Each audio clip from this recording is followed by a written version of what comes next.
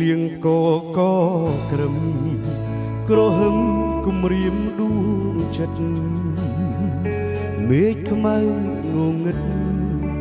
រុនទាំងពូជ្រែកវេហាទីទូទឹកលិចទួលអនុសាដានភ្លើធ្លាប់ទៅសាលាម្ចាស់ចិន្តាចាំទេខ្ញុំកាត់គេសាបូជាជូនព្រះធរណីលោកនាងគ្មានទីជីវីប្រគល់ជូនថ្លៃមេធន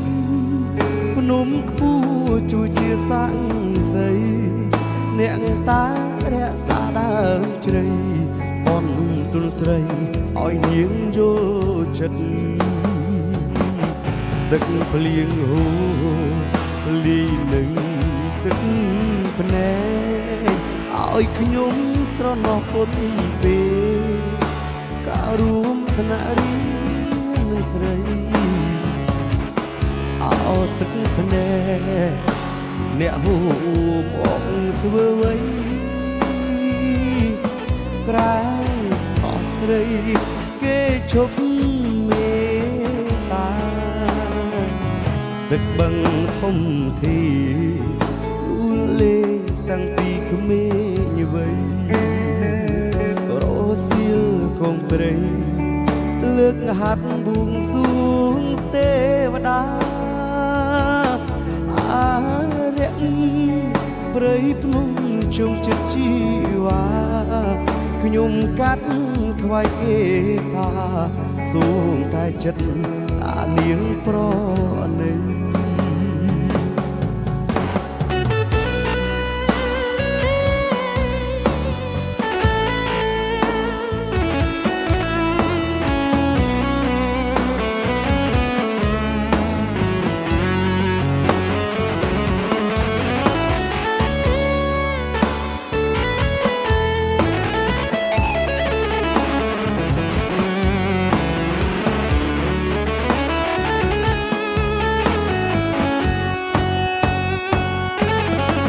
ភ្លៀងហូរលីនឹងទឹកភ្នែកឲ្យខ្ញុំស្រណោះពុនពេការរួមថ្នាក់រៀននឹងស្រីអោទឹកភ្នែកអ្នកហូរមកធ្វើអ្វីក្រែស្រស់ស្រីគេឈប់មេតាទឹកបឹងធំធីលូលេតាំងពីក្មេងវ័យរសៀលកងព្រៃលើកហាត់បួងសួងទេវតាអារៈព្រៃភ្នំជុំចិត្តជីវ៉ា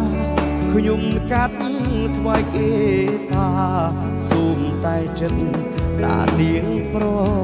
ណី